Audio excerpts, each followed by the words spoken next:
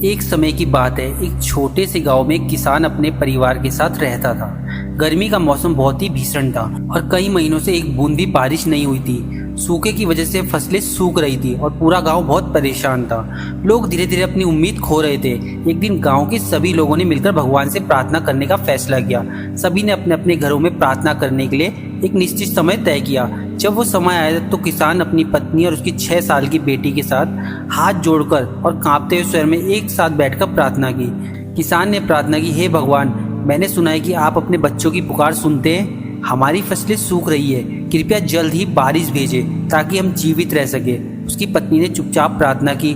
छोटी सी बच्ची ने भी अपनी आंखें बंद करके कहा, भगवान, मेरे पापा बहुत परेशान हैं, आप सब कुछ कर सकते हैं, कृपया हमारे गांव में बारिश कर दीजिए। प्रार्थना करने के बाद किसान खेतों की तरफ जाने के लिए उठा।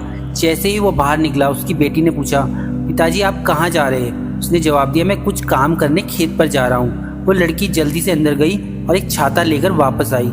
पिता हैरान रह गए और उन्होंने पूछा, तुम छाता क्यों लाई हो? सूरज ढल चुका है और आसमान बिल्कुल साफ है। छोटी बच्ची मुस्कुराई और बोली, पिताजी, हमने अभी भगवान से बारिश के लिए प्रार्थना की है। अगर अभी बारिश हुई तो हम भीग जाएंगे, इसलिए मैं छाता ले आई। किसान वहीं खड़ा रहा। उसने छाते को देखा और फिर आसमान की तरफ देखा। वहाँ एक भी बादल नहीं था। फिर भी उसकी बेटी को पूरा विश्वास था। उसने अपनी बेटी के मासूम चेहरे को देखा और उसके दिल में एक बात आई, प्रार्थना करना अच्छा है, लेकिन उससे भी ज़्यादा जरूरी है यह विश्वास करना कि आपकी प्रार्थना का जवाब मिलेगा और आपको उसी के अनुसार काम करना चाहिए। उसने अपनी बेटी को गोद में उठाया, उसने माथे को चूमा और छाता लेकर खेत की तरफ चल पड़ा।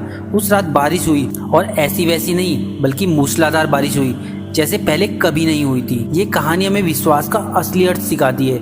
कई बार जब हम समस्याओं का सामना करते हैं तो हम प्रार्थना तो करते हैं, लेकिन हमारे दिल में कहीं ना कहीं शक बना रहता है। लेकिन उस छोटी सी बच्ची ने सच्चा विश्वास दिखाया, बल्कि उसके लिए तैयारी भी की। जीवन में विश्वास सिर्फ एक इच्छा नहीं है, ये इस भरोसे के साथ आगे बढ़ना है कि जो आप चाहते हैं वो सच होगा।